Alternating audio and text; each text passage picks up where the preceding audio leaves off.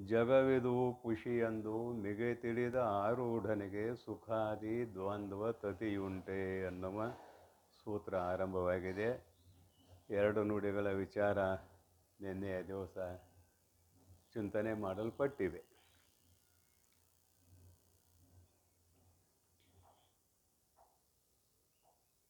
ಜಗತ್ತೇ ಸುಳ್ಳಾದಾಗ ಶರೀರವು ಕೂಡ ಸುಳ್ಳು. ಅದನ್ನು ಎರಡನೇ ನುಡಿಯಲ್ಲಿ ಪುಷಿ ವಿಷಯಾಳಿಗಳೊಳು ಪುಷಿ ದೇಹಾದಿ ಪುಷಿ ಜೀವನೊಡಗೂಡಿ ಚರಿಸಲು ಅಸಮನು ಅದ್ವಯ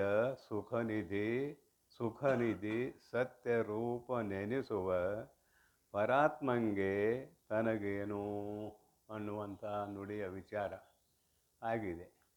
ಜೀವಾತ್ಮನು ಕೂಡ ಪುಷಿ. ಜಗತ್ತೇ ಸುಳ್ಳಾದಾಗ ಜಗದಂತರ್ಗತ ಆಗ್ತಾನೆ ಜೀವಾತ್ಮ. ಉಪಾಧಿ ಪುಷಿ ಆಯ್ತಂದ್ರೆ ಜೀವಾತ್ಮನೂ ಭಾವ ಹೋಯಿತು, ಅಲ್ಲಿ ಅಖಂಡ ಚೈತನ್ಯ ಉಳಿತದೆ ಅನ್ನುವಂಥ ಅಭಿಪ್ರಾಯ. ಅಂತೂ ಈ ಪುಷಿಯಾದ ಜಗತ್ತಿನಲ್ಲಿ ತತ್ವಜ್ಞಾನಿಯ ಶರೀರವು ಕೂಡ ಸುಳ್ಳು. ತತ್ವಜ್ಞಾನಿಯ ಶರೀರವು ಕೂಡ ಸುಳ್ಳು. ಆ ಸುಳ್ಳಾದ ಪದಾರ್ಥಗಳಲ್ಲಿ ಏನೇ ವ್ಯವಹಾರ ನಡೆದರೂ ಕೂಡ ತತ್ವಜ್ಞಾನಿಗೂ ಅವುಗಳಿಗೂ ಸಂಬಂಧ ಇಲ್ಲ ಅಂತ ಇದರ ಅಭಿಪ್ರಾಯ, ಮತ್ತೇನಿಲ್ಲ. ಮೂರನೇ ನುಡಿ ನೋಡೋಣ. ಪುಷಿ ದೇಹಾದಿಗಳಲ್ಲಿ ಪುಷಿ ನಿಯಮಗಳ ಪುಷಿ ಜೀವನಿಗೆ ಕಲ್ಪಿಸುವುದೇಕೆ? ಬಿಸಜಾಕ್ಷಿ ಕೇಳು, ಆತ್ಮನು ಅಚಲನು ಹಕ್ಕು. ಆತ್ಮನು ಅಚಲನು ಅಚ್ಯುತನು ಸಾಧ್ವಸವಿಲ್ಲದ ಆನಂದ ಪೂರ್ಣನು. ಇಲ್ಲೇನಂತಾರೆ, ಜಗತ್ತೂ ಸುಳ್ಳು, ಜೀವಾತ್ಮನೂ ಸುಳ್ಳು ಅಂತ ಮೇಲಿನ ನುಡಿಯಲ್ಲಿ ಹೇಳಿ ಆಯಿತು. ಎಲ್ಲ ಸುಳ್ಳು ಆದರೆ ವೇದಗಳಲ್ಲಿ ಕರ್ಮಕಾಂಡ, ಉಪಾಸನಾಕಾಂಡ, ಜ್ಞಾನಕಾಂಡ ಅಂತ ಯಾಕೆ ಬರ್ಕೊಂಡು ಬಂದರು? ಜ್ಞಾನಕಾಂಡ ಒಂದೇ ಇದ್ದಿದ್ರೆ ಸಾಕಾಗ್ತಿರ್ತಲ್ಲ ಅಂತಲೂ ಅಭಿಪ್ರಾಯ ಮೂಡಿದೆ. ಅದಕ್ಕೆಲ್ಲ ಪೂರ್ವದಲ್ಲಿ ಒಂದು ರೀತಿಯ ಉತ್ತರ ಆಗಿದೆ. ಚಿತ್ತಸ್ಯ ಶುದ್ಧಯೇ ಕರ್ಮ ನತು ವಸ್ತೂಪಲಬ್ಧಯೇ. ಚಿತ್ತಶುದ್ಧಿಗಾಗಿ ಕರ್ಮೋಪಾಸನೆಗಳು ಅಲ್ಲದೆ ಮತ್ತೊಂದು ವಸ್ತುವಿನ ಪ್ರಾಪ್ತಿಗಾಗಿ ಅಂದರೆ ಆತ್ಮತತ್ವದ ಸಾಕ್ಷಾತ್ಕಾರಕ್ಕಾಗಿ ಅದು ಕಾರಣ ಆಗುವುದಿಲ್ಲ.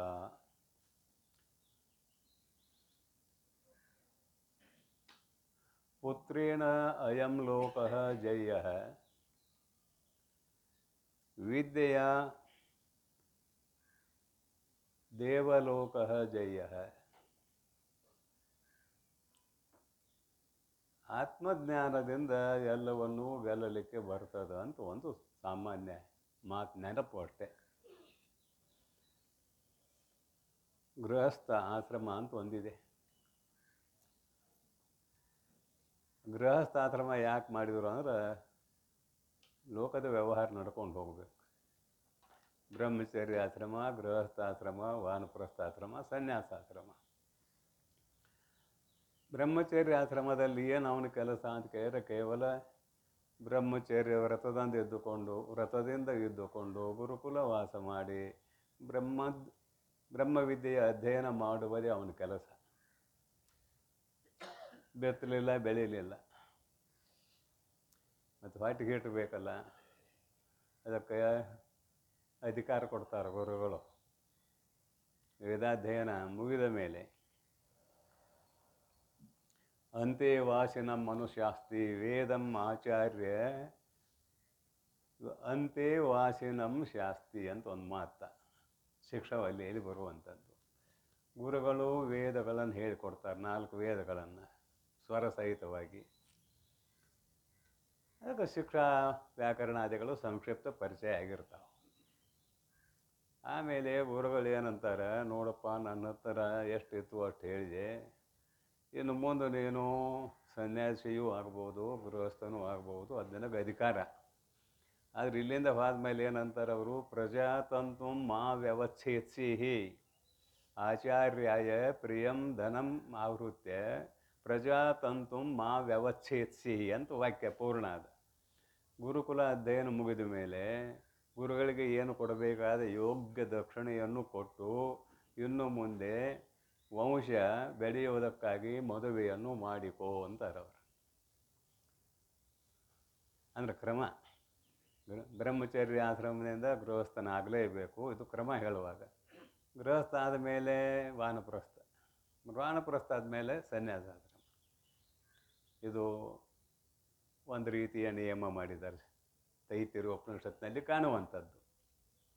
ಆದರೆ ಜಾಬಾಲು ಉಪನಿಷತ್ ಅಂತ ಒಂದಿದೆ, ಅವೇನು ಹೇಳ್ತಾನ, ಯದ್ ಅಹರೇವ ವಿರಜೇತ್ ತದ ಅಹರೇವ ಪ್ರವ್ರಜೇತ್. ಯಾವುದೋ ಆಶ್ರಮದಲ್ಲಿರಲಿ, ಯಾವ ಆಶ್ರಮದಲ್ಲಿದ್ದಾಗ ಈ ಜಗತ್ತು ದುಃಖಮಯವಾದದ್ದು, ಇದರಿಂದ ಸುಖದ ಲವಲೇಶವೂ ಇಲ್ಲ ಅನ್ನುವಂತಹ ಜ್ಞಾನ ಯಾವನಿಗೆ ಆಗಿದೆಯೋ ಅವನು ವೈರಾಗ್ಯವಂತನಾಗ್ತಾನೆ. ಅವ ಯಾವ ಆಶ್ರಮದಲ್ಲಿದ್ದರೂ ನೇರವಾಗಿ ಸನ್ಯಾಸಿ ಆಗಲಿಕ್ಕೆ ಅಧಿಕಾರಿಯಾಗಿದ್ದಾನೆ ಅಂತ ಜಾಬಾಲೋಪನಿಷತ್ ಹೇಳ್ತದೆ. ಯದ್ ಅಹರೇವ ಅಹಹ ಏವ ಅಂದರೆ ಯಾವ ದಿವಸ ವಿರಜೇತ ವೈರಾಗ್ಯವು ಪ್ರಾಪ್ತವಾಯಿತೋ ತತ್ ಅಹರೇವ ಅದೇ ದಿವಸ, ನಾಳೆ ಅನ್ನೋಂಗಿಲ್ಲ, ಸನ್ಯಾಸ ಆಶ್ರಮಕ್ಕೆ ಆತನು ಹೋಗುವುದಕ್ಕೆ ಅಧಿಕಾರಿ ಇದ್ದಾನೆ ಅಂತ ಅದು ಹೇಳ್ತದೆ. ಇವನು ನೆನಪು ಮಾಡಲಿಕ್ಕೆ ಕಾರಣ ಏನು ಅಂತ ಕೇಳಿದರೆ, ಕ್ರಮವಾಗಿ ಹೇಳುವಾಗ 4 ಆಶ್ರಮಗಳನ್ನು ಹೇಳುವಾಗ ಕರ್ಮಕಾಂಡನೂ ಬೇಕು, ಉಪಾಸನಾ ಕಾಂಡನೂ ಬೇಕು. ಕರ್ಮಣ ಅಯಂ ಲೋಕಃ ಜಯ್ಯ ವಿದ್ಯೆಯ ಪರಲೋಕಃ ಜಯ್ಯ. ವಿದ್ಯೆ ಅಂದರೆ ಉಪಾಸನೆ, ಕರ್ಮ ಅಂದರೆ ಗೃಹಸ್ಥಾಶ್ರಮದಲ್ಲಿ ಹೇಳ್ತಕ್ಕಂತಹ ಕರ್ಮಗಳನ್ನು ಮಾಡೋದು, ಪುತ್ರೋತ್ಪತ್ತಿ ಮಾಡೋದು, ಶ್ರಾದ್ದ ಕರ್ಮಾದಿಗಳನ್ನು ಮಾಡುವುದಕ್ಕಾಗಿ ಪುತ್ರನ ಅವಶ್ಯಕತೆ ಇದೆ, ಮತ್ತು ಅಲ್ಲಿ ವಂಶ ವಿಚ್ಛಿತ್ತಿಯಾಗೋದಿಲ್ಲ. ಅದಕ್ಕಾಗಿ ಗೃಹಸ್ಥಾಶ್ರಮವನ್ನು ಕೂಡ ವೇದದಲ್ಲಿ ಪಾಠ ಮಾಡಿದ್ದಾರೆ ಅನ್ನೋದು ನೆನಪಿಗೆ ತರ್ತಾ ಇದ್ದೇನೆ. ಅದನ್ನಿಟ್ಟುಕೊಂಡು ಮೈತ್ರೇಯಿ ಕೇಳ್ತಾಳ, ಯದ್ಯದಾಚರತಿ ಶ್ರೇಷ್ಠ ತತ್ತದೇವೇತರೋ ಜನಃ ಸಯತ್ ಪ್ರಮಾಣಂ ಕುರುತೆ ಲೋಕಸ್ಥದನು ವರ್ತತೆ ಅನ್ನೋದು ಗೀತಾವಾಕ್ಯ. ಈ ತತ್ವಜ್ಞಾನಿ ಆದವನು ಏನೂ ಕರ್ಮವನ್ನೂ ಆಚರಣೆ ಮಾಡಲಿಲ್ಲ, ಉಪಾಸನೆಯನ್ನು ಆಚರಿಸಲಿಲ್ಲ, ಇವನ ಅನುಯಾಯಿಗಳು ಕೂಡ ಅವುಗಳನ್ನು ಅನುಷ್ಠಾನ ಮಾಡದೆ ಹೋದರೆ ಅಪರಾಧ ಆದೀತು. ಅದಕ್ಕಾಗಿ ವೇದಗಳಲ್ಲಿ ಕರ್ಮ ಉಪಾಸನೆಗಳನ್ನು ಪಾಠ ಮಾಡ್ಯಾರ. ಇವನಿಗೆ ಅವಶ್ಯಕತೆ ಇಲ್ಲ ಅಂತ ಇಟ್ಟುಕೊಳ್ಳೋಣ, ತತ್ವಜ್ಞಾನಿಗೆ ಅವಶ್ಯಕತೆ ಇಲ್ಲ. ಆದರೂ ಕೂಡ ಲೋಕ ಸಂಗ್ರಹಕ್ಕಾಗಿ ಅನುಷ್ಠಾನ ಮಾಡಬೇಕಲ್ಲ. ಗೀತೆಯಲ್ಲಿ ಪರಮಾತ್ಮನೇ ಅನುಷ್ಠಾನ ಮಾಡಿದ್ದಾನೆ. ನಮೇ ಪಾರ್ಥ ಅಸ್ತಿ ಕರ್ತವ್ಯಂ ತ್ರಿಷು ಲೋಕೇಶು ಕಿಂಚನ ನಾನವಾಪ್ತಮವಾಪ್ತವ್ಯಂ ವರ್ತ ಏವಚ ಕರ್ಮಣಿ ವರ್ತೆ ಏವಚ ಕರ್ಮಣಿ ಅಂತದ ಬಿಡಿಸಿದ್ರೆ. ಕೃಷ್ಣ ಪರಮಾತ್ಮ ಹೇಳ್ತಾನೆ, ನಾ ಪಡಿಬೇಕಾದದ್ದೇನೂ ಇಲ್ಲ, ಮಾಡಬೇಕಾದದ್ದು ಏನೂ ಇಲ್ಲ, ಪಡೆಯುವುದೆಲ್ಲವನ್ನು ಪಡೆದಾಗಿ ಹೋಗಿದೆ, ಆದರೂ ಕೂಡ ನಾನು ಕರ್ಮದಲ್ಲಿ ನನ್ನನ್ನು ತೊಡಗಿಸಿಕೊಂಡಿದ್ದೇನೆ. ಭಗವಂತನೇ ಹೀಗೆ ಹೇಳಿದಾಗ ಇವು ಯಾಕೆ ಕರ್ಮ ಮಾಡಬಾರ್ದು ಅಂತ ಮೈತ್ರೇಯಿಗೆ ಸಂಶಯ ಬಂದದ. ಅದನ್ನು ಇಟ್ಕೊಂಡು ಹೇಳ್ತಾರೆ ಅವರು, ಏನಂತಾರೆ, ಪರಮಾತ್ಮನ ವಿಷಯ ಬೇರೆ, ಒಬ್ಬ ಸಾಧಕನ ವಿಷಯ ಬೇರೆ. ಪರಮಾತ್ಮ ಅವತಾರ್ಗ ಇದ್ದಾವ, ಅವನಿಗೆ ಮಾಯೆಯ ಲವಲೇಶವೂ ಅಂಟಿಲ್ಲ, ಅವನು ಲೋಕೋದ್ಧಾರಕ್ಕಾಗಿ ಅವತಾರ್ಗ ಇದ್ದಾನೆ. ಹೀಗಿರುವಾಗ ಪರಮಾತ್ಮನು ಅವತಾರ ಮಾಡುವ ಉದ್ದೇಶ ಏನು ಅಂದರೆ ಜನರ ಹಿತಕ್ಕಾಗಿ ಅವತಾರ ಮಾಡಿದ. ಅವನಿಗಾಗಿ ಏನು ಮಾಡಬೇಕಾದದ್ದಿಲ್ಲ, ಸಂಕಲ್ಪ ಮಾತ್ರದಿಂದ ಜಗತ್ತನ್ನೇ ಸೃಷ್ಟಿ ಮಾಡುವ ಸಾಮರ್ಥ್ಯವುಳ್ಳಂತಹ ಪರಮಾತ್ಮ ನಿಷ್ಕಾಮ ಕರ್ಮ ಆಗಲಿ, ನಿಷ್ಕಾಮ ಉಪಾಸನೆ ಆಗಲಿ, ಸಕಾಮ ಕರ್ಮ ಆಗಲಿ, ಸಕಾಮ ಉಪಾಸನೆ ಆಗಲಿ ಮಾಡಬೇಕಾದದ್ದಿಲ್ಲ. ಆದರೆ ಲೋಕೋದ್ಧಾರಕ್ಕಾಗಿ ಬಂದಂಥ ಮಹಾನುಭಾವ ಮಾಡಿ ತೋರಿಸ್ಯಾನ.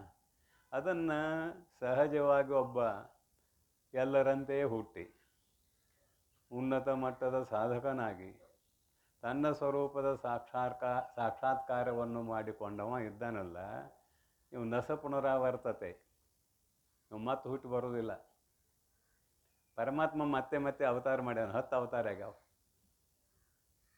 ಅಧಿಕೃತ ಪ್ರಾರಬ್ಧ, ಅಧಿಕಾರ ಪ್ರಾರಬ್ಧ ಉಳ್ಳವರು ಅಂತ ಕರಿತೇವೆ. ಅವು ಕೆಲವು ಜನರು ವಸಿಷ್ಠಾದಿಗಳು. 28ನೇ ಜನ್ಮ ವಸಿಷ್ಠ ಮಹರ್ಷಿದು ಈ ಕಲಿಯುಗದಲ್ಲಿ, ಅಂದರೆ ದ್ವಾಪರ ಯುಗದಲ್ಲಿ. ಇದು 28ನೇ ಕಲಿಯುಗ. ಇದು ಮನು ಮಹರ್ಷಿಯ ಆಳ್ವಿಕೆ. ಈಗೆಲ್ಲ ಇತಿಹಾಸ ಹೇಳ್ತದೆ ಬಿಡ್ರಿ, ಜಗತ್ತು ಸುಳ್ಳಾದಾಗ ಇದೆಲ್ಲ ಸುಳ್ಳು, ಆ ಮಾತು ಬೇರೆ. ಅಂತೂ ಅವರು ಅಧಿಕಾರ ಪ್ರಾರಬ್ಧವುಳ್ಳವರು, ವಸಿಷ್ಠಾದಿಗಳು. ಅವರ ಜ್ಞಾನಕ್ಕೆ ಎಂದೂ ಭಂಗಿಲ್ಲ, ಬೇಕಾದಷ್ಟು ಶರೀರ ಧರಿಸಲಿ ಅವರು. ಆದರೆ ಒಂದು ಹಾಗಿಲ್ಲ, ಸಹಜವಾಗಿ ಎಲ್ಲರಂತೆ ಹುಟ್ಟಿ ಗುರುಕುಲ ವಾಸ ಮಾಡಿ ಶಾಸ್ತ್ರಾಧ್ಯಯನವನ್ನು ಮಾಡಿ, ವೇದಾಧ್ಯಯನ ಸಹಿತ ಶಾಸ್ತ್ರಾಧ್ಯಯನ ಮಾಡಿ ಯಾವನು ತನ್ನ ಸ್ವರೂಪದ ಸಾಕ್ಷಾತ್ಕಾರವನ್ನು ಮಾಡಿಕೊಂಡಿದ್ದಾನೆಯೋ ಅವನು ತತ್ವ ಸಾಕ್ಷಾತ್ಕಾರವಾದ ಮೇಲೆ ಕರ್ಮ ಅನುಷ್ಠಾನ ಆಗಲಿ ಉಪಾಸನಾ ಅನುಷ್ಠಾನ ಆಗಲಿ ಮಾಡುವ ಅವಶ್ಯಕತೆ ಇಲ್ಲ ಅಂತ ಹೇಳಬೇಕಾಗಿತ್ತು. ಅದನ್ನು ಹೇಳ್ತಾರೆ, ಎರಡನೇ ನುಡಿಯಲ್ಲಿ ಹೇಳ್ತಾರೆ. ಗೃಹಸ್ಥಾಶ್ರಮ ಯಾಕನ್ನೋದು ಗೊತ್ತಾಯ್ತಲ್ಲ, ವಂಶದ ವಿಚ್ಛಿತಿ ಕಳೆದು ಹೋಗಬಾರ್ದು. ಅದು ಕ್ರಮ ಸನ್ಯಾಸ ಅಂತ ಒಂದು ಹೇಳಿದ್ದು ನಿಮಗೆ, ಕ್ರಮ. ಆಮೇಲೆ ಅಕ್ರಮ. ಅಕ್ರಮ ಅಂದ್ರೇನು? ಯದ ಅಹರೇವ ವ್ರಜೆ ತದ ಅಹರೇವ ಪ್ರವ್ರಜೆ.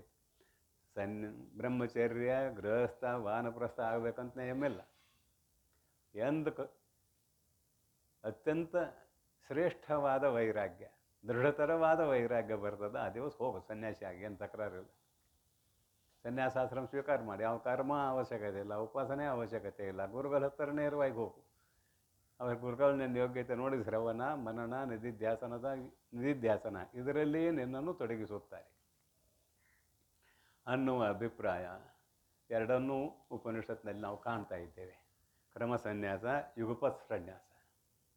ಇವನು ಬಿಟ್ಟು ಸನ್ಯಾಸಿ ಆಗಿಬಿಡ್ಬೋದು.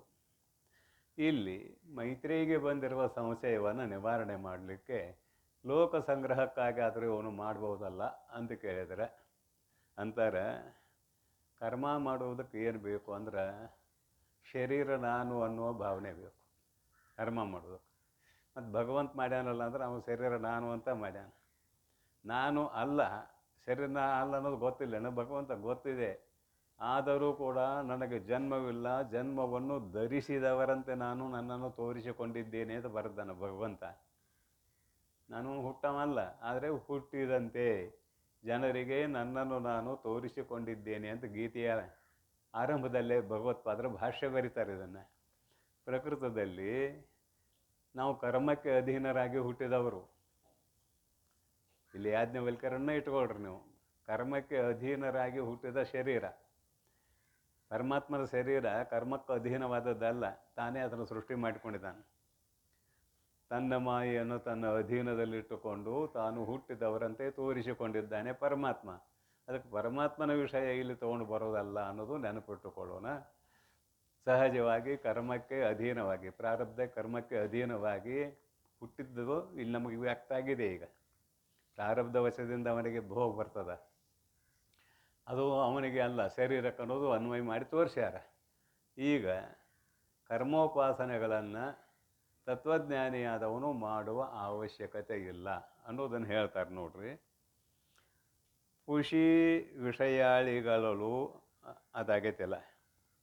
ಪುಷಿ ದೇಹಾದಿಗಳಲ್ಲಿ, ದೇಹಾದಿ ಅನ್ನೋ ಶಬ್ದದಿಂದ ಎಲ್ಲ ತಗೊಳ್ರಿ. ಸ್ಥೂಲ ಶರೀರ, ಸೂಕ್ಷ್ಮ ಶರೀರ, ಕಾರಣ ಶರೀರವನ್ನು ತಗೊಳ್ರಿ. ಮೂರೂ ಇರಲಿ.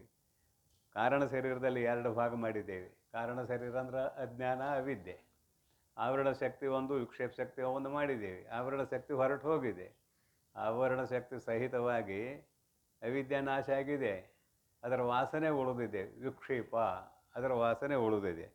ಅದಕ್ಕಾಗಿ ಇಲ್ಲಿ ಏನಂದ್ರೆ, ಪುಷಿ ದೇಹಾದಿಗಳಲ್ಲಿ ಆದಿ ಪದದಿಂದ ಜ್ಞಾನೇಂದ್ರಿಯಗಳು, ಕರ್ಮೇಂದ್ರಿಯಗಳು, ಮನ, ಬುದ್ಧಿ, ಚಿತ್ತು, ಅಹಂಕಾರ, ಇದರ ಜೊತೆಗೆ ಅವಿದ್ಯೆ, ಈ ಎಲ್ಲವುಗಳಲ್ಲಿ ಇವೆಲ್ಲ ಪುಷಿ, ಯಾವುದೂ ಯಥಾರ್ಥವಾಗಿ ಇಲ್ಲ.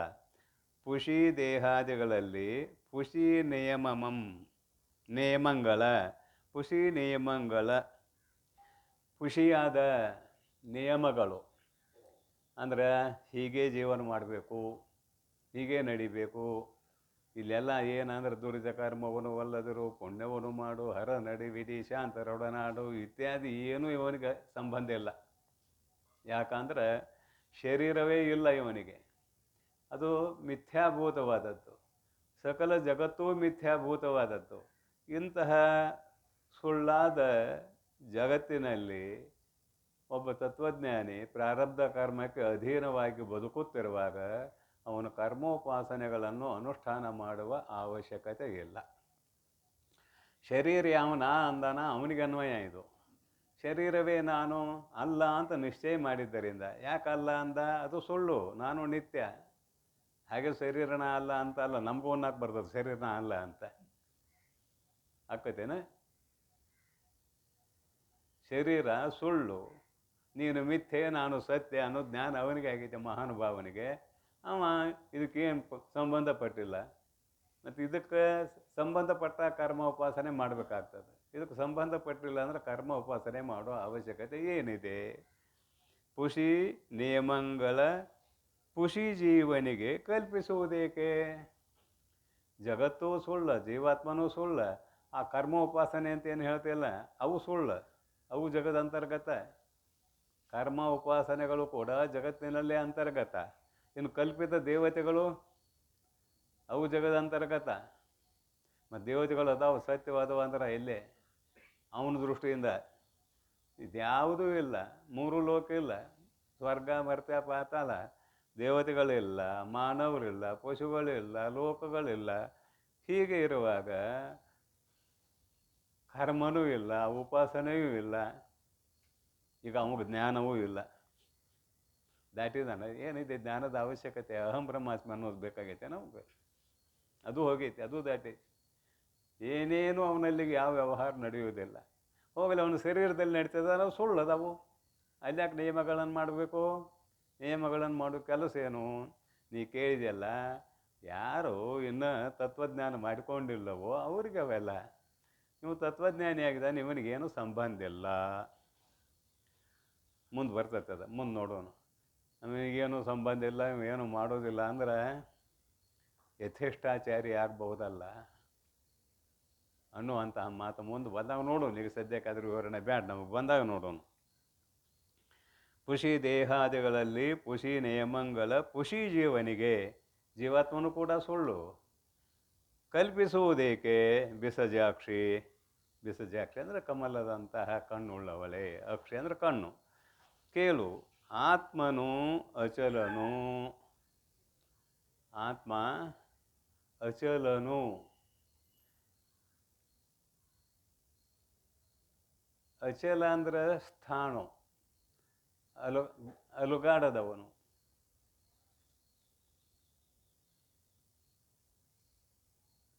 ಒಬ್ಬ ಹುಡುಗ ಏನೋ ಮಾಡ್ತಿರ್ಲಿಲ್ಲ, ಗಟ್ಟಿಯಾಗಿ ಕೂತು ಬಿಟ್ಟಿದ್ದ.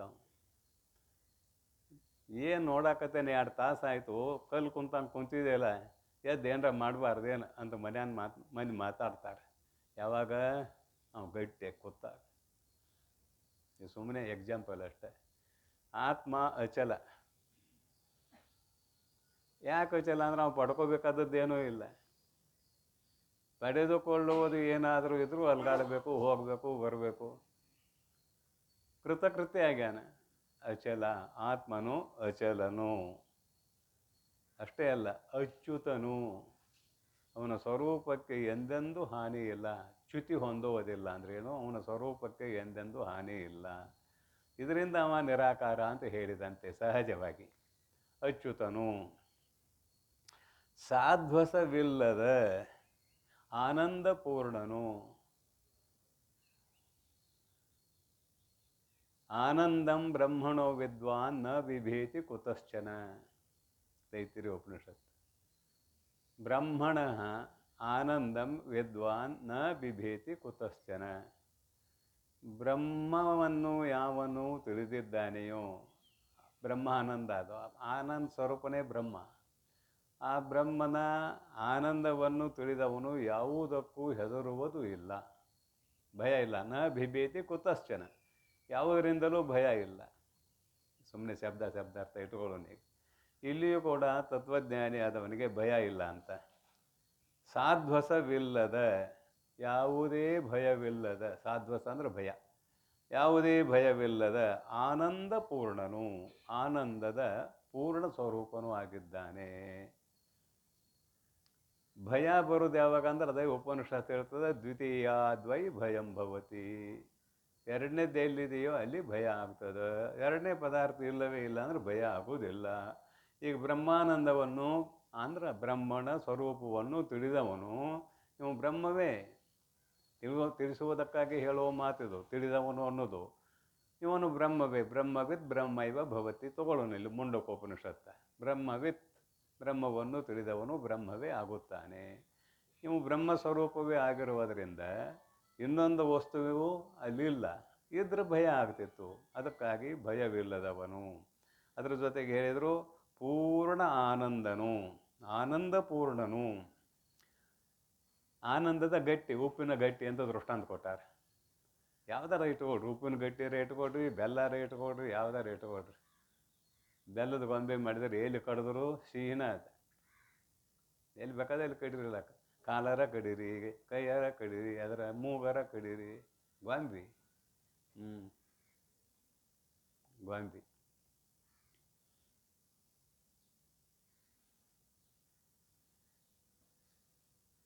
ಒಂದು ಬಡವರ ಮನೆ ಮಂತು 3-4 ಹುಡುಗರು. ಬಡವರ ಮನೆಗೆ ಸ್ವಾಮಿಗಳು ಬರೋದಟ್ಟು ಕಡಿಮೆ, ಶ್ರೀಮಂತರ ಮನೆಗೆ ಹೋಗೋದಟ್ಟು ಹೆಚ್ಚು. ಆ ಟೈಮ್ ಟು ಟೈಮ್ ಬರೆದಿದ್ರೆ ಪಾಪ ಇವು ದುಡಿಯಾಕೆ ಹೋಗ್ಬೇಕು. ಬರುವ ಕಾಲ ಹೆಂಗೆ ಮಾಡೋದು ಅಂತ ಮನೆಯ ಯಜಮಾನಿ ಒಂದು ಬೆಲ್ಲದ ಗೊಂಬೆ ಮಾಡಿ ಅದನ್ನು ಪೂಜೆ ಮಾಡಿ, ಮಾಡಿದ ಅಡುಗೆ ಅದಕ್ಕೆ ನೈವೇದ್ಯ ಮಾಡಿ, ಇದು ಸ್ವಾಮಿಗಳನ್ನು ಕರೆದಂಗಾಯಿತು, ಪೂಜೆ ಮಾಡಿದಂಗಾಯಿತು ಅಂತ ಭಾವನಾತ್ಮಕ ವ್ಯವಹಾರ. ಆಮೇಲೆ ಪೂಜೆ ಮುಗಿದ ಮೇಲೆ ಆಟ ಮುಗೀತಲ್ಲ, ಪೂಜೆ ಮಾಡೋ ಆಟ ಮುಗೀತು. ಹುಡುಗರಿಗೆ ಹಂಚತ್ತಿದ್ದಲ್ಲ ಗೊಂಬಿ. ಒಂದು ಹುಡುಗ ಕೈಯ, ಒಂದು ಹುಡುಗ ಕಾಲ, ಒಂದು ಹುಡುಗ ಏನೇನೋ.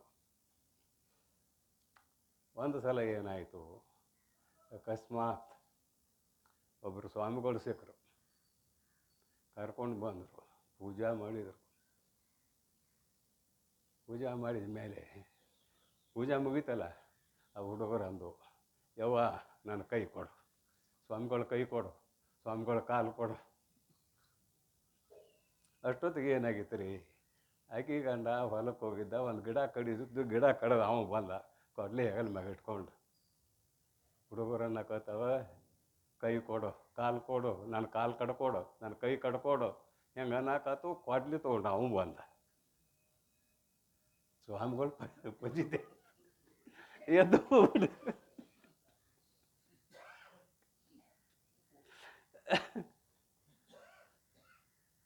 ಅವ ಕೊಡ್ಲಿ ತೊಗೊಂಡು ಬಂದು ಐತಾ ಕರ್ಕೊಂಬರ್ಬೇಕಂತ.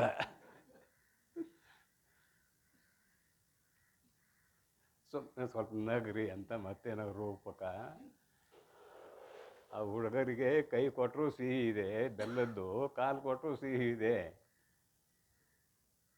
ಹೌದಲ್ಲ. ಬೆಲ್ಲದ ಗೊಂಬಿನಿ ಏಳಿ ಕಡಿದ್ರೇನೋ ರುಚಿ. ಹಾಗೆ ಪರಿಪೂರ್ಣವಾದ ಬ್ರಹ್ಮ, ಅದರಲ್ಲಿ ಬೇರೆ ವಸ್ತು ಇರಲಿಕ್ಕೆ ಅವಕಾಶವೇ ಇಲ್ಲ. ಆನಂದದ ಗಟ್ಟಿ ಅಂತ ಅದರ ಅಭಿಪ್ರಾಯ.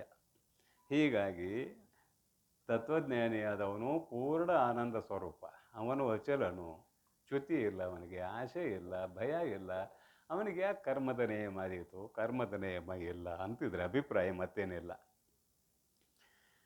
ವರ ವಿವೇಕದ ಮುಂದೆ ನುಡಿಗೆ ಹೋಗೋಣ ಅಂದರೆ ಕರ್ಮ ಉಪಾಸನೆಗಳ ಅನುಷ್ಠಾನದ ಅವಶ್ಯಕತೆ ಇಲ್ಲ. ವರ ವಿವೇಕದೆ ವರೇ ವಿವೇಕದಿಂದ ತನಗೆ ಅನ್ಯವೆನಿಸಿ ತೋರ್ಪ, ಶರೀರಾದಿ ಕಡಿದು ಬಿಸುಟು ಬಿಟ್ಟ ಕರಚರಣದ ತೆರನ ಅದರ ಶುಭಾಶುಭ ಆಚರಣೆಯಿಂದ ಏನಾನು ಫಲಮುಂಟೆ. ಶಬ್ದಗಳು ಹಂಗೆ ಶಬ್ದ ಶಕ್ಯರ್ಥ ಮಾಡೋದು ಆದಾಗ ಹೊಂದಗಡೆಗೆ ಆಗುವಂಗೆ ಕಾಣಲಿಕ್ಕಿಲ್ಲ. ಅದರ ಅಭಿಪ್ರಾಯ ನೋಡೋಣ. ವರ ವಿವೇಕದೆ, ಬರೇ ವಿವೇಕ ಅಲ್ಲ, ವರ ವಿವೇಕ. ಆತ್ಮಾನಾತ್ಮ ವಿಚಾರವನ್ನು ಮಾಡಿ ತಿಳಿದುಕೊಂಡಂತಹ ವಿವೇಕ, ಮತ್ತೇನಿಲ್ಲ. ಆತ್ಮ ಅಂದರೆ ಯಾವುದು, ಅನಾತ್ಮ ಅಂದರೆ ಯಾವುದು, ಯಾವುದು ಯಥಾರ್ಥ, ಯಾವುದು ಅಯಥಾರ್ಥ, ಇದೆಲ್ಲವನ್ನು ಸರಿಯಾಗಿ ಅರಿತಿರುವಂಥ ಮಹಾನುಭಾವ ತತ್ವಜ್ಞಾನಿ ಇಲ್ಲಿ ವರ ವಿವೇಕ ಅಂತ ಕರಿತೇವೆ. ವರ ವಿವೇಕದೆ ಅಂದರೆ ಆತ್ಮಾನಾತ್ಮ ವಿಚಾರ ಮಾಡಿ ಆತ್ಮವು ಸತ್ಯ, ಇನ್ನು ಉಳಿದದ್ದು ಮಿಥ್ಯ ಅಂತ ತಿಳಿದುಕೊಂಡಿದ್ದಾನೆ ಅಂತ ಅರ್ಥೈಸೋನು ಇಲ್ಲಿ. ವರವಿವೇಕದೆ ತನಗೆ ಅನ್ಯವೆನಿಸಿ, ತನಗೆ ಅನ್ಯವೆನಿಸಿ ಶರೀರ ತನಗೆ ಬೇರೆ ಎಂದು ನಿಶ್ಚಯ ಆಗಿದೆ. ಅನ್ಯವೆನಿಸಿ ತೋರ್ಪ ಬಾಧಿತ ಅನುವೃತ್ತಿಯಿಂದ ತೋರ್ತಾ ಇದೆ ಅಂತ ಹೇಳಿ ಆಗೈತೆ ಪೂರ್ವದಲ್ಲಿ. ಪ್ರಾರಬ್ಧ ಕರ್ಮಕ್ಕೆ ಅಧೀನವಾಗಿ ಶರೀರ ಬದುಕಿದೆ, ತೋರ್ತಾ ಇದೆ. ತನಗೆ ತೋರ್ಪ ಶರೀರಾದಿ, ಇಲ್ಲಿ ಶರೀರಾದಿ ಅಂತ ಬರ್ತಾರೆ. ತನ್ನ ಶರೀರವನ್ನೇ ಮೊದಲು ಮಾಡಿಕೊಂಡು ಉಳಿದ ಪದಾರ್ಥಗಳು ಅಂತ ಅಂಗೀಕಾರ ಮಾಡಲಿಕ್ಕೆ ಇಲ್ಲಿ ಅವಕಾಶ ಇದೆ. ಶರೀರಾದಿ ಕಡಿದು ಬಿಸುಟು ಬಿಟ್ಟ. ಏನು ಕಡಿದು ಬಿಸುಟು ಬಿಟ್ಟ ಅಂದ ಕೂಡಲೇ ಕೊಡ್ಲಿ ತೊಗೊಂಡು ಕಡಿದ್ರ? ಅದಕ್ಕೆ ಶಬ್ದ ಸೆಕ್ಯಾರ್ಥ ಮಾಡಬಾರ್ದು ಅಂತ ಮೊದಲೇ ಹೇಳಿದ್ದು. ಇವು ನಾನಲ್ಲ ಅಂತ ಮನಸ್ಸಿನಿಂದ ತೆಗೆದು ಒಗೆದ್ದಾನವನು. ಇವು ಯಾವೂ ನನ್ನ ಸ್ವರೂಪ ಅಲ್ಲ ಅಂತ ಮನಸ್ಸಿನಿಂದ ತೆಗೆದು ಒಗೆದಿದ್ದಾನೆ.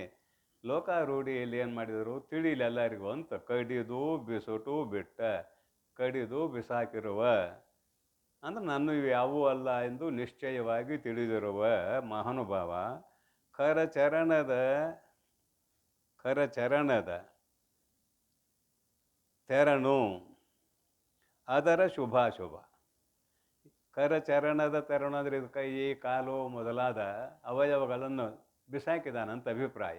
ಕಡಿದು ಬಿಸುಟು ಬಿಟ್ಟ ಕರಚರಣದ ಇವೆಲ್ಲವೂ ನಾನು ಅಲ್ಲ ಅಂತ ನಿಶ್ಚಯ ಮಾಡಿದ್ದೇ ಇಲ್ಲಿ ಮುಖ್ಯವಾದ ಅಭಿಪ್ರಾಯ. ತಿಳಿಸುವುದಕ್ಕಾಗಿ ಕಡಿದು ಒಗೆದಾನ. ಅದೇನು ಮಾಡಿದರೆ ಏನಾಗೋದತಿ ಅನ್ನುವಂಥ ಅಭಿಪ್ರಾಯ. ಕರಚರಣದ ತೆರನು ಅದರ ಶುಭಾಶುಭ ಆಚರಣೆಯಿಂದೆ, ಈ ಕಡಿದು ಒಗೆದಿರುವಂತಹ ಅವಯವಗಳ ಆಚರಣೆಯಿಂದ ಏನಾದರೂ ಆಗ್ತದೇನೋ ಅಂದರೆ ಏನೂ ಆಗೋದಿಲ್ಲ ಇವನಿಗೆ.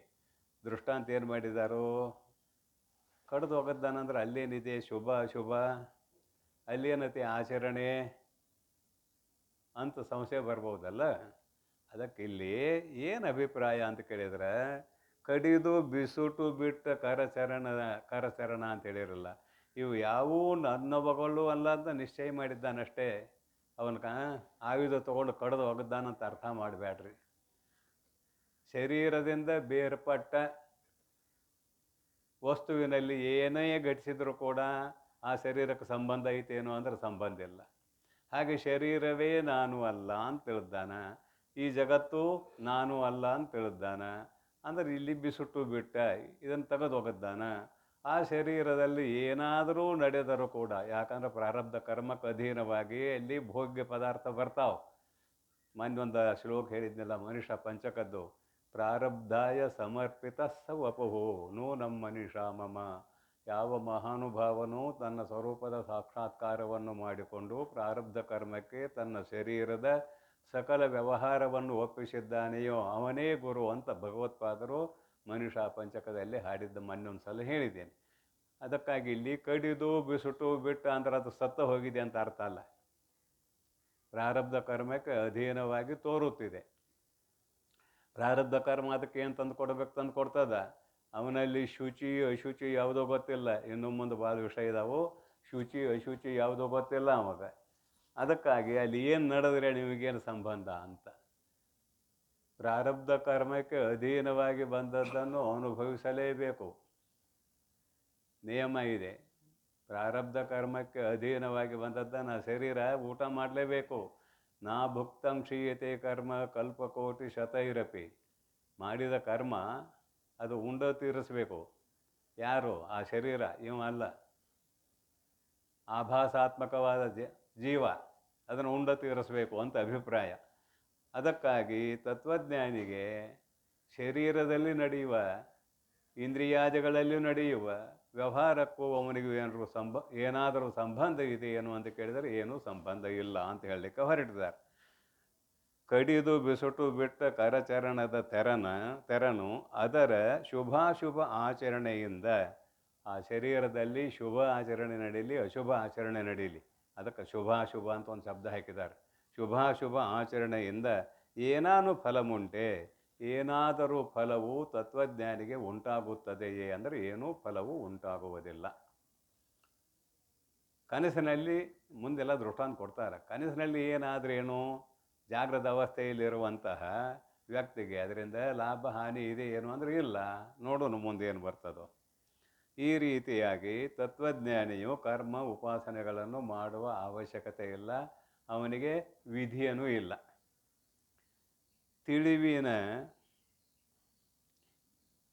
ತಿಳಿವಿನಿಂದ ಉಳಿದ ಮನೋಧರ್ಮಾಧಿಕವನು ನಿಲ್ಲಿಸಲ್ ಆಯಾಸಗೊಂಬವನು ಬಿಟ್ಟ ಮಲದ ದುರ್ವಾಸನೆಯನು ಕೆಡಿಸಲ್ಕೆ ಕೋಟೆಗೊಂಬ ಗಾಂಪನಿಗೆ ಎಣೆಯಕ್ಕೂ. ಇದೊಂದು ಬರ್ದಾರ ನೋಡ್ರಿ, ಏನಂತಾರೆ, ಕರ್ಮ ಮತ್ತು ಉಪಾಸನೆ. ಕರ್ಮವನ್ನು ಯಾಕೆ ಮಾಡಬೇಕು ಅಂತ ಕೇಳಿದರೆ ಮಲದೋಷದ ನಿವಾರಣೆಗೆ ಕರ್ಮ ಮಾಡಬೇಕು. ಉಪಾಸನೆಯನ್ನು ಯಾಕೆ ಮಾಡಬೇಕು ಅಂದ್ರೆ ಮನಸ್ಸಿನ ಚಾಂಚಲ್ಯತೆಯನ್ನು ನಿವಾರಿಸಿಕೊಳ್ಳುವುದಕ್ಕಾಗಿ ಉಪಾಸನೆ ಮಾಡಬೇಕು. ಇವಾಗ ತತ್ವಜ್ಞಾನ ಆಗೈತಿ, ಮಲದೋಷವನ್ನು ಕಳೆದುಕೊಳ್ಳುವುದಕ್ಕೆ ಕರ್ಮದಲ್ಲಿ ತೊಡಗಿದ ಅಂದರೆ ಮನಸ್ಸನ್ನು ನಿಲ್ಲಿಸುವುದಕ್ಕೆ ಉಪಾಸನಾ ಕಾಯಕದಲ್ಲಿ ತೊಡಗಿದ ಅಂದರೆ ನಿಮಗೇನು ಅನ್ನಬೇಕು ಅಂದ್ರೆ ಗಾಂಪ ಅನ್ನಬೇಕಂತೇಳಿ. ದಡ್ಡ ಗಾಂಪ ಅಂದ್ರೆ ಅತ್ಯಂತ ದಡ್ಡ.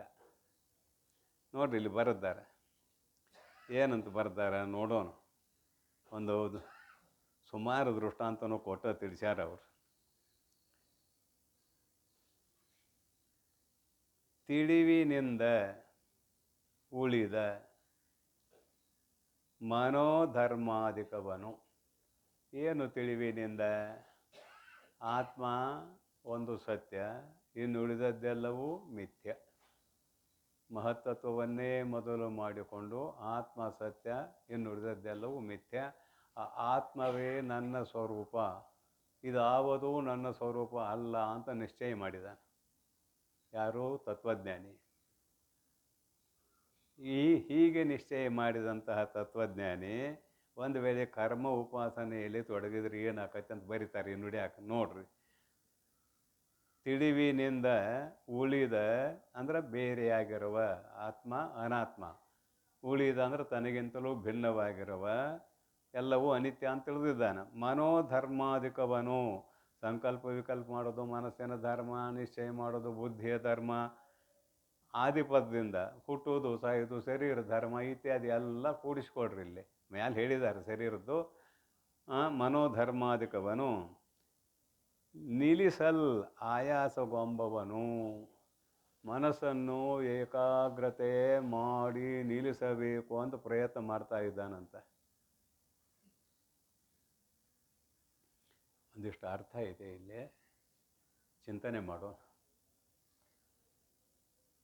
ಮನಸ್ಸಿನ ಸ್ವಭಾವ ಏನಂದ್ರೆ ಚಂಚಲ. ಚಂಚಲಂ ಹಿ ಮನ ಕೃಷ್ಣ ಪ್ರಮಾಧಿ ಬಲವದೃಢಂ. ಸಪ್ಪನ್ನಾಚಾರ್ಯ ಒಂದು ಮಾತು ಹೇಳ್ತಾರೆ, ಮನವೇ ಪುಷಿಯಾದೊಡೆ ಜಗವೇನು ಕಿಸಿಯಬಲ್ಲದು ಅಂತ ಅವ್ರು ಬರ್ತಾರೆ. ಅವ್ರ ಮಾತ ಇದು ನಮ್ಮದಲ್ಲ. ಮನವೇ ಪುಷಿಯಾದೊಡೆ ಜಗವೇನು ಕಿಸಿಯಬಲ್ಲದು ಅಂತ ಅವ್ರು ಬರ್ತಾರೆ. ಇದು ಇಲ್ಲಿ ಮನಸ್ಸನ್ನು ನಿಲ್ಲಿಸುವುದಕ್ಕೆ ಸಾಧ್ಯವೇ ಇಲ್ಲ. ಅವ ಯಾರು ಆಗಲಿ, ತತ್ವಜ್ಞಾನಿಯರಾಗಲಿ ಯಾರಾದರೂ ಆಗಲಿ, ಅದರ ಸ್ವಭಾವ ಅದು ಅಲುಗಾಡೋದೇ ಅದರ ಸ್ವಭಾವ. ಯಾಕಂದ್ರೆ ಗಾಳಿಯ ತತ್ವ. ಗಾಳಿ ಕಟ್ಟಿ ನಿಲ್ಲಿಸ್ದಂಗೆ ಆಗೈತೆ ನಮಗೆ ಟ್ಯೂಬ್ನಾಗೋದು. ಅದು ಇಡೀ ಗಾಳಿ ಕಟ್ಟಿದ್ದೀರೇನ? ಇಡೀ ಗಾಳಿ ಕಟ್ಟಕ್ಕಾಗೋದಿಲ್ಲ. ಹಾಗೆ ಮನಸ್ಸನ್ನು ಒಂದು ವೇಳೆ ನಿಲ್ಲಿಸುತ್ತೇನೆ ಅಂತ ಪ್ರಯತ್ನ ಮಾಡಿದರೆ ಇಡೀ ಗಾಳಿಯನ್ನು ಯಾವುದೋ ಒಂದು ವಸ್ತುವಿನಲ್ಲಿ ತುಂಬುವ ಪ್ರಯತ್ನವನ್ನು ಮಾಡಿದಂತೆ. ತುಂಬಕ್ಕಾಗ್ತದೇನಂದ್ರೆ ಆಗೋದಿಲ್ಲ. ಚಂಚಲ, ಯಾಕಂದ್ರೆ ವಾಯು ತತ್ವದಿಂದ ಹುಟ್ಟೈತಿ. ಹಾಗಾದ್ರೆ ಏನು ಮಾಡಬೇಕು ಅಂತ ಕೇಳಿದರೆ, ಎತ್ರ ಎತ್ರ ಮನೋಯಾತಿ ತತ್ರ ತತ್ರ ಬ್ರಹ್ಮ ದರ್ಶನಂ. ಅದೆಲ್ಲಾರ ಹೋಗಲಿ, ಅಲ್ಲಿ ಬ್ರಹ್ಮನ ನೋಡಬೇಕು. ಒಂದು ವೇಳೆ ನೋಡೋದಾದರೆ ಅದನ್ನು ಬಿಟ್ಟು ಅದನ್ನು ಏಕಾಗ್ರ ಮಾಡಕ್ಕೆ ಕುಂತಂತೇವೆ. ಸರ್ವಂ ಕಲ್ವಿದಂ ಬ್ರಹ್ಮ, ಇದೆಲ್ಲವೂ ಬ್ರಹ್ಮಮಯ ಅಂತ ತಿಳ್ಕೊಂಡಿದ್ದಾನು. ತಿಳ್ಕೊಂಡ ಮೇಲೆ ಮನಸ್ಸನ್ನು ಏಕಾಗ್ರ ಮಾಡಕ್ಕೆ ಹೋತಂತ. ಮಜಾ ಆಯ್ತು ಇದು. ಅಲ್ಲ, ತಿಳಿವಿನಿಂದ ಅಂತ ಬರ್ದಾರ, ಅದಕ್ಕೆ ಹೇಳಕತ್ತೇನೆ. ಮತ್ತು ಹಾಗೆ ಏನಲ್ಲ, ತಿಳಿವಿನಿಂದ ಅದನ್ನು ಹಿಡ್ಕೊಂಡು ಕುಂತ್ರೆ ಹೆಂಗೆ ಆದೀತು. ಇವಾಗ ಹಳ್ಳಿಯ ಗಾಂಪ ಅಂತ ಬರ್ದಾರೆ, ಅದಕ್ಕೊಂದು ಕೆಟ್ಟ ದೃಷ್ಟಾಂತ ಕೊಟ್ಟ. ಅದು ಬಿಟ್ಟಿರುವ ಮಲದ ದುರ್ಗಂಧವನ್ನು ಕೆಡಿಸುವುದಕ್ಕೆ ಪ್ರಯತ್ನ ಮಾಡುವ ಮೂಢನಂತೆ. ಅಗದಿ ನಿಕೃಷ್ಟ ದೃಷ್ಟಾಂತ ಕೊಟ್ಟಾರ ಗ್ರಂಥಕಾರರು.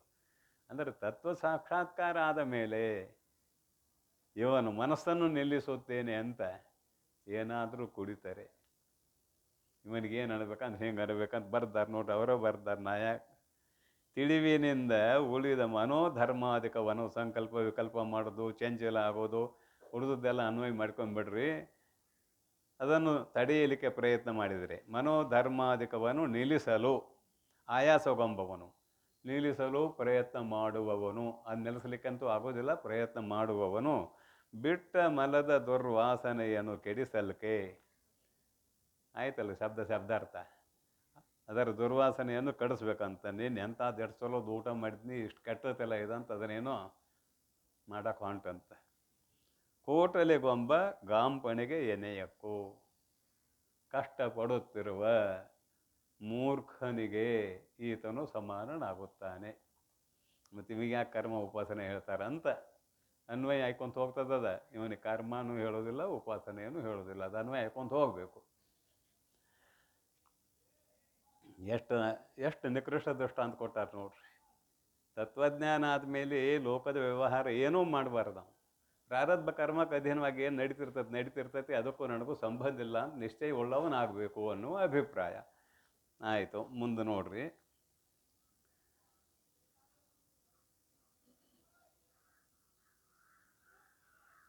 ಗಾಂಪಣಿಗೆ ಎನೆಯಕ್ಕೂ ಮನವನು ಇಂದ್ರಿಯವನು ಆ ಮತಿಯ ನಿರೋಧಿಸಲ್ ಅನಿತುಂ ಅಸತ್ಯವೆನಿಸುವವು.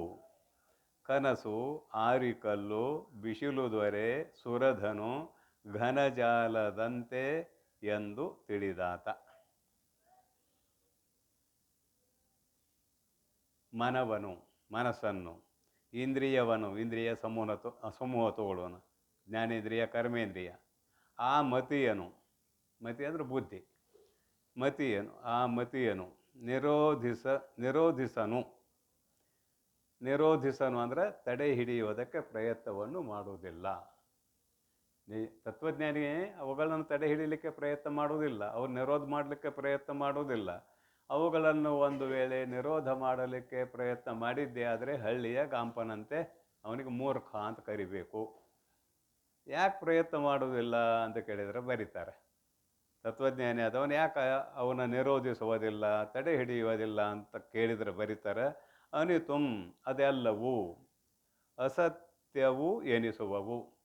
ಅವು ಯಾವ ಸತ್ಯವಾದವುಗಳು ಅಲ್ಲ, ಮಿಥ್ಯಾಭೂತವಾದವುಗಳ ವ್ಯವಹಾರ ಏನಾದರೂ ನಡ್ಕೊಂಡು ಹೋಗಲೇ ಇಲ್ಲಿ, ನನಗೂ ಅವಕ್ಕೂ ಸಂಬಂಧ ಇಲ್ಲ. ಅವ ಬೇರೆ ನಾನೇ ಬೇರೆ, ನನಗೇನು ಸಂಬಂಧ ಇಲ್ಲದನ್ನು ನಾ ಯಾಕೆ ಮಾಡಕ್ಕೆ ಹೋಗಲಿ ಅಂತಾನ ತತ್ವಜ್ಞಾನಿ. ಅಂದರೆ ಅವುಗಳನ್ನು ನಿರೋಧಿಸುವ ಪ್ರಯತ್ನ ಅವನಲ್ಲಿ ಇರೋದಿಲ್ಲ ಅಂತ ಇದರ ಅಭಿಪ್ರಾಯ. ಅಸತ್ಯವೆನಿಸುವವು, ಅಸತ್ಯವು ಎನಿಸುವವು. ದೃಷ್ಟಾಂತ ಕೊಡ್ತಾರೆ. ಅದು ಹೇಗೆ ಅಸತ್ಯ ಅಂದ್ರೆ ಮತ್ತೆ ಕಾಣಬಾರ್ದಲ್ಲ, ಮಲದ ಕೋಡಿನಂತೆ, ಕೂರ್ಮ ಕುಂತಳದಂತೆ ಕಾಣಬಾರ್ದಲ್ಲ ಅಂತ ಏನಾದರೂ ಸಂಶಯ ಮಾಡಿದರೆ ಕಾಣುವುದಕ್ಕೂ ಅಸತ್ಯ ಅಂತ ಹೇಳುವುದಕ್ಕೂ ಏನು ಭೇದಿಲ್ಲ, ತೋರಿಸ್ತಾರೆ ಅವರು. ಕನಸು, ಕನಸಿನಲ್ಲಿ ಏನೆಲ್ಲ ಮಾಡ್ಯಾನ, ಯಾರ್ಯಾರಿಗೆ ಏನೇನು ಕನಸು ಬೀಳ್ತಾವೆ ಸುಮ್ಮನೆ ನೆನಪು ಮಾಡಿಕೊಡ್ರಿ. ಕನಸಿನಲ್ಲಿ ಏನೆಲ್ಲ ಮಾಡಿದಾಗ ಒಂದಷ್ಟು ಪಾಪ ಕೃತ್ಯಗಳು ಘಟಿಸಿರಬಹುದು, ಒಂದಷ್ಟು ಪುಣ್ಯ ಕೃತ್ಯಗಳು ಘಟಿಸಿರಬಹುದು.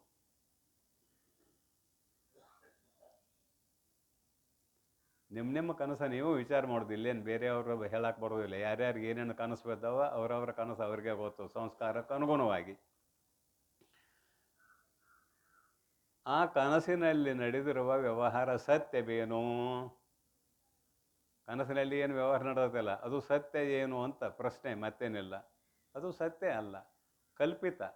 ಕನಸು ಮನಸ್ಸಿನ ಕಲ್ಪನೆ. ಕೂಟಸ್ಥ ಚೇತನ ಸಾಕ್ಷಿ ಐತೆ ಅಲ್ಲೇ. ಕೂಟಸ್ಥ ಚೇತನದ ಆಧಾರದಲ್ಲಿ ಮನಸ್ಸು ಕಲ್ಪನೆ ಮಾಡಿದೆ. ಏನೇನು ಕಲ್ಪನೆ ಮಾಡಿದೆ ಅನ್ನೋದಂತೂ ಈ ಪೂರ್ವದಲ್ಲಿ ಸಾಕಷ್ಟು ಸಲ ಅದನ್ನು ಹೇಳ್ಕೊಂಬಂದಾಗಿದೆ ಕನಸಿನ ಬಗ್ಗೆ. ಅದು ಒಂದಾದರೂ ಸತ್ಯವೇನು ಅಂತ ಕೇಳಿದ್ರು ಒಂದು ಸತ್ಯವಲ್ಲ. ಕನಸು ಆರಿಕಲ್ಲು, ಅದೇ ಇದು ಮಳೆಯಾಗಿ ಬೀಳ್ತವಲ್ಲ, ಆಣಿಕಲ್ಲು ಅಂತೀರಿ ನೀವು. ಆರಿಕಲ್ಲು, ಬರ್ಪ, ಹಿಮ ಕರಿಗೆ ಹೋಗ್ತದೆ, ನೋಡೋಕೆ ಏನೇನೋ ಕಾಣ್ತದೆ, ಅದು ಸುಳ್ಳು. ಬಿಸಿಲು ದೊರೆ ಮರುಮರೀಚಿಕೆ, ಊಷರ ಭೂಮಿಯಲ್ಲಿ ಸೂರ್ಯನ ಕಿರಣಗಳು ಪ್ರಖರವಾಗಿ ಬಿದ್ದಾಗ ಅಲ್ಲಿ ಉಗಿ ಹೇಳ್ತದೆ. ಮರುಳು ಭೂಮಿ ಇದ್ರೆ ಉಗಿ ಹೇಳ್ತದೆ. ಆ ಉಗಿ ನೀರು ಹರಿದಂಗೆ ಕಾಣ್ತದೆ ದೂರಿನಿಂದ ನೋಡಿದರೆ. ಅದಕ್ಕೇನಂದರೆ ಮೃಗಜಲ ಅಂತಾರೆ, ಮರೀಚಿಕೆ ಅಂತಾರೆ. ಅದು ಖರೆ ಏನೋ, ಅದು ಖರೆ ಅಲ್ಲ, ಮರೀಚಿಕೆ. ಕನಸಾರಿ ಕಲ್ಲು, ಬಿಸಿಲು ದೊರೆ ಇದೇ ಮರೀಚಿಕೆ. ಸುರಧನು ಕಾಮನ್ ಬೆಲ್, ಮಳೆ ಆಗೋ ಕಾಮನ್ ಬೆಲ್ ಮೂಡ್ತದಲ್ಲ, ಪೂರ್ವದಲ್ಲಿ ಸೂರ್ಯ ಇರಬೇಕು, ಪಶ್ಚಿಮ ಕಡೆ ಮಳೆ ಆಗ್ತಿರ್ಬೇಕು, ಆವಾಗ ಕಾಮನ್ ಬೆಲ್ ಮೂಡ್ತದೆ. ವಿರುದ್ಧ ದಿಕ್ಕಿನಲ್ಲಿ ಕಾಮನ ಬೆಲ್ ಮೂಡ್ತದೆ. ಅದು ಎಷ್ಟು ದೊಡ್ಡದಿದೆ ಅನ್ನೋದು ನೋಡಿದಿರಲ್ಲ, ಈಜು ಕಡೆಯಿಂದ ಈಜು ಕಡೆ ಮೂಡಿರ್ತದೆ, ತೋರ್ತದೆ. ಇರುವಿಕೆ ಇದೇನದಕ್ಕೆ ಅಂದರೆ ಇಲ್ಲ, ಅದು ಸುಳ್ಳು ಅನ್ನುವ ಅಭಿಪ್ರಾಯ. ಬಿಸಿಲು ದೊರೆ ಸುರಧನು ಘನಜಾಲದಂತೆಂದು, ಘನ ಅಂದ್ರೆ ಮೋಡ, ಶರತ್ಕಾಲದ ಮೋಡ. ಅಲ್ಲಿ ಏನೇನೋ ಆಕಾರ ತೋರ್ತಿರ್ತದೆ. ಒಂದು ಕಡೆ ಮನುಷ್ಯರ ಹಂಗೆ ಆಗ್ತದೆ, ಒಂದು ಕಡೆ ಆನೆ ಹಂಗೆ ಆಗ್ತದೆ, ಒಂದು ಕಡೆ ಕುದುರೆಯಂತೆ ಆಗ್ತದೆ. ಗಾಳಿಗೆ ಅದು ಸರಿದಾಡ್ತಿರ್ತದೆ, ಹಂಗೆ ಆಕಾರ ಮೂಡ್ತಿರ್ತದೆ. ಅದು ಯಥಾರ್ಥ ಏನು ಅಂದ್ರೆ ಅದು ಯಥಾರ್ಥ ಅಲ್ಲ. ಇವುಗಳಿಗೆ ಸಮಾನವಾಗಿ ಮನಸ್ಸು, ಬುದ್ಧಿ, ಚಿತ್ತು, ಅಹಂಕಾರ, ಶರೀರ, ಜಗತ್ತು ಎಂದು ತಿಳಿದುಕೊಂಡಿರುವ ತತ್ವಜ್ಞಾನಿಯು ಮನ ಬುದ್ಧಾದಿಗಳನ್ನು ನಿಲ್ಲಿಸುವುದಕ್ಕೆ ಪ್ರಯತ್ನ ಮಾಡುತ್ತಾನೆ ಏನು ಅಂತ ಕೇಳಿದರೆ ಮಾಡುವುದಿಲ್ಲ. ಯಾಕೆ? ಇವೆಲ್ಲವೂ ಯಥಾರ್ಥವಾದವುಗಳು ಅಲ್ಲ, ಮಿಥ್ಯಾಭೂತವಾದವುಗಳು. ಇವುಗಳನ್ನು ನಿರೋಧ ಮಾಡುವ ಕರ್ತವ್ಯ ಅವನಿಗೆ ಇಲ್ಲ. ಒಂದು ವೇಳೆ ನಿರೋಧ ಮಾಡೋಕ್ಕಾದ್ರೆ ಹಳ್ಳಿಯ ಕಾಂಪನಂತೆ, ಮತ್ತು ಅಲ್ಲಿಗೆ ಅನ್ವಯ ಮೂರ್ಖ ಆಗ್ತಾನೆವ ಅಂದ್ರೆ ತತ್ವಜ್ಞಾನ ಸರಿಯಾಗಿಲ್ಲ ಅಂತ ಅಭಿಪ್ರಾಯ, ಮತ್ತೇನಿಲ್ಲ. ಹೀಗೆ ಮಿಥ್ಯಾಭೂತವಾದ ಪದಾರ್ಥಗಳು ಈ ಜಗತ್ತಿನಲ್ಲಿ ಇದ್ದಾವೆ. ಅವನು ಶರೀರ ಮೊದಲು ಮಾಡಿಕೊಂಡು ಅಲ್ಲಿ ನಿಯಮ ಏನಿದೆ? ಏನೋ ನಿಯಮ ಇಲ್ಲ. ಇನ್ನು ಮುಂದೆ ಬರೀತಾರೆ ಅದ್ರ ಬಗ್ಗೆ. ನಿಸ್ತ್ರೈಗುಣ್ಯೆ ಪೃಥ್ವಿ ವಿಚರತಾಂ ಕೋ ವಿಧಿ ಕೋ ನಿಷೇಧ ಅಂತ ಮುಂದೆ ಬರೀತಾರೆ. ನೋಡೋಣ ಅದನ್ನು ಮುಂದೆ ಹೇಗೆ ಬರೀತಾರೆ ಅನ್ನೋದನ್ನು. ಲೇಸಿದು ಹೊಲ್ಲವೆಂಬ ಈಸುಂ ಆ ಭ್ರಾಂತಿಯ ಲೇಸು ಹೊಲ್ಲೆಯಂ ಇವು ಪುಷಿದೋರ್ಕೆ ಲೇಸಾಗಿ ಕೇಳೆಲೆ ನೀರೇ ಕನಸಿನೊಳು ಲೇಸು ಹೊಲ್ಲೆಂಬ ಭಾವನೆಯಂತೆ. ಏನಂತಾರೆ ನೋಡ್ರಿ ಮತ್ತೊಂದು ಉಳಿಯಲ್ಲಿ. ಕನಸು ಬಿದ್ದದ, ಇದು ಲೇಸು, ಇದು ಯೋಗ್ಯ, ಇದು ಹೊಲ್ಲವು, ಇದು ಅಯೋಗ್ಯ ಎಂಬ ಈ ಇವೆಲ್ಲವುಗಳು. ಒಂದು ಯೋಗ್ಯ ಪದಾರ್ಥ ಇದೆ, ಒಂದು ಅಯೋಗ್ಯ ಪದಾರ್ಥ ಇದೆ. ಅಲ್ಲಿ ಏನೇನೋ ನಮಗೆ ಕಾಣ್ತಾ ಇದ್ದಾವೆ. ಅವು ಎಲ್ಲವೂ ತೋರಿದರೂ ಕೂಡ ಈ ಆ ಭ್ರಾಂತಿಯು ಅದು ತಪ್ಪು ತಿಳುವಳಿಕೆ. ಇವ ಒಬ್ಬ ಇದ್ದಾನ ಇಲ್ಲಿ, ಭಾಳ ಮಂದಿಲ್ಲ. ನಿದ್ರೆಗೆ ಹೋದಾಗ ಎಷ್ಟು ಮಂದಿ ಇದ್ದೀರಿ? ಒಬ್ಬರೇ ಇದ್ದೀರಿ. ಭಾಳ ಮಂದಿ ಇದ್ದೇವೆ ಅಂದ್ರೆ ನಿದ್ರೆ ಹತ್ತೋದಿಲ್ಲ ಬಿಡ್ರಿ. ನೀವು ಒಳಗೆ ಹೋಗ್ಬೇಕಾದಾಗ ಎಲ್ಲ ಬಿಟ್ಟು ಹೋಗ್ಬೇಕು. ಒಳಗಂದ್ರೆ ನಿದ್ರೆಗೆ ಹೋಗ್ಬೇಕಾದಾಗ ಎಲ್ಲ ಬಿಟ್ಟು ಹೋಗ್ಬೇಕು. ಜಾಗ್ರದ ಅವಸ್ಥೆ ನಿಮ್ಮ ಜಂಜಡ ಏನತ್ತಲ್ಲ, ಹೊಲ, ಮನೆ, ಅಧಿಕಾರ, ಅಂತಸ್ತು, ನೀವು ಗಳಿಸೋದು ಬೆಳ್ಳಿ, ಬಂಗಾರ, ವಜ್ರ, ವೈಡೂರ್ಯ, ಮನೆ ತುಂಬ ಶ್ರೀಮಂತಿಕೆ ಇದ್ದರೂ ಕೂಡ ಅವ ಅದೆಲ್ಲ ಮರೆತಂದ್ರೆ ನಿದ್ರೆ ಹತ್ತತಿ, ಇಲ್ಲದ್ರೆ ನಿದ್ರೆ ಹತ್ತೋದಿಲ್ಲ. ಮತ್ತು ಆ ಪದಾರ್ಥಗಳ ಚಿಂತನೆಯನ್ನೇ ಮಾಡ್ತಾ ಇದ್ದಾನೆ ಹಾಸಿಗೆಯಾಗ ಮಕ್ಕೊಂಡ್ರೆ. ಒಳಗೆ ಹೋಗ್ಯಾನೇನ? ಹೋಗಿಲ್ಲ. ಒಳಗೆ ಹೋಗಬೇಕಾದ್ರೆ ಇವನ್ನೆಲ್ಲ ಇಲ್ಲಿ ಬಿಡಬೇಕು ಅನ್ನೋದು ಗೊತ್ತಾಯ್ತು ನಿಮಗೆ. ಒಳಗೆ ಹೋಗಾಕ ಮಧ್ಯದಲ್ಲಿ ಒಂದು ನಾಡಿ ಐತಿ, ಹಿತಾನಾಮಕ ನಾಡಿ ಅಂತ ಕರೆದಾರ ಅದನ್ನು. ಎಲ್ಲಿಪ್ಪ ಅಂದ್ರೆ ಇಲ್ಲಿ ಕುತ್ತಿಗೆ ಆಗೈತಿ. ಮತ್ತು ಒಳಗೆ ಹೋಗ್ತಾನಂದ್ರೆ ಇಲ್ಲಿವರೆಗೆ ಎಲ್ಲಿದ್ದ? ಬಲಗಣ್ಣಿನಲ್ಲಿದ್ದ. ಎರಡು ಕಣ್ಣಾಗಿಲ್ಲೇನಂದ್ರೆ ಒಂದು ಹೇಳಿದ್ದಾರೆ, ದಕ್ಷಿಣ ನೇತ್ರದಲ್ಲಿ ಇರುತ್ತಾನೆ ಅಂತ. ಎರಡು ಕಣ್ಣಾಗ ಅನ್ವಯ ಮಾಡಿದ್ರೆ ಏನು ತಪ್ಪಿಲ್ಲ. ಶಾಸ್ತ್ರ ಏನು ಹೇಳ್ತದೆ? ಬಲಗಣ್ಣಿನಲ್ಲಿ ಇದ್ದಾನೆ ಜೀವಾತ್ಮ, ಜಾಗ್ರದ ಅವಸ್ಥೆಯಲ್ಲಿ ಬಲಗಣ್ಣಿನಲ್ಲಿ ಇದ್ದಾನೆ. ಜಾಗ್ರದ ಅವಸ್ಥೆ ವ್ಯವಹಾರ ಎಲ್ಲ ಮುಗೀತು, ಪ್ರಾರಬ್ಧ ಕರ್ಮ ಮುಗಿಸ್ತದನ್ನು, ಇವನು ಒಳ ಕರ್ಕೊಂಡು ಹೋಗ್ಬೇಕಾದ. ಆವಾಗ ಹಿತಾನಾಮಕ ನಾಡಿಯನ್ನು ದಾಟ್ತಾನೆ. ಎಷ್ಟದಪ್ಪ ನಾಡಿಯನ್ನು? ನಮ್ಮ ತಲೆಗನ್ನು ಕೂದಲಷ್ಟು ಸಣ್ಣತೆ ಅಂತ ಇಟ್ಕೊಳ್ರಿ. ನಮ್ಮ ತಲೆಯಲ್ಲಿರುವ ಕೂದಲದಷ್ಟು ಸಣ್ಣ ಇದೆ. ಅದನ್ನು ದಾಟುವಂತಹ ಜೀವಾತ್ಮ ಇವೆಷ್ಟು ಸೂಕ್ಷ್ಮ ಇದ್ದಾನು ಅಂತ ಕೇಳಿದರೆ, ನಮ್ಮ ತಲೆಯ ಕೂದಲಿನ 10,000 ಭಾಗ ಮಾಡಿದಾಗ 1 ಭಾಗದಷ್ಟಿದ್ದಾನೆ. ಅರ್ಥ ಆಕೈತಿಲ್ಲ? ನಮ್ಮ ತಲೆಯಾಗಿರುವ ಕೂದಲ ಏನಿದೆ, ಹಿಂಗೆ ನಾಟಕ ಹಿಡಿದು 10,000 ಭಾಗ ಮಾಡ್ಬೇಕದನ್ನು. ವಾಲಾಗ್ರ ಶತಭಾಗಸ್ಯ ಶತಧಾ ಕಲ್ಪಿತಸ್ಯ ಚ ಭಾಗಸ್ಸ ಜೀವೋ ವಿದ್ಯೆಯ ಸಚ ಅನಂತಾಯ ಕಲ್ಪತೆ ಅಂತ ಉಪನಿಷತ್ತಿದೆ. ಇದನ್ನು ಕಲ್ಪಿಸಿಕೊಂಡು ಹೇಳುವಂಥದ್ದಂತೂ ಅಲ್ಲ. ನಮ್ಮ ಋಷಿ ಮುನಿಗಳ ಜ್ಞಾನ ದೃಷ್ಟಿ ಎಷ್ಟು ದೊಡ್ಡದಿತ್ತು ಅನ್ನೋದು ಇದರಿಂದ ಗೊತ್ತಾಗ್ತದೆ. ಇಂದು ವಿಜ್ಞಾನ ಎಷ್ಟೇ ಬೆಳೆದಿದೆ ಅಂದರೂ 84 ಲಕ್ಷ ಜೀವರಾಶಿಗಳ ವಿಂಗಡಣೆ ಮಾಡಿ ತೋರಿಸುವುದಕ್ಕೆ ಸಾಧ್ಯ ಇದೆ ಏನು ಅಂದರೆ ಇಲ್ಲ, ಸಾಧ್ಯವೇ ಇಲ್ಲ. 84 ಲಕ್ಷ ಜೀವರಾಶಿಗಳು, ಇಡೀ ಮಾನವ ಕುಲ ಒಂದು ಜೀವರಾಶಿ. ಇಂಥವು 84 ಲಕ್ಷ ಜೀವರಾಶಿಗಳು ಇದ್ದಾವೆ.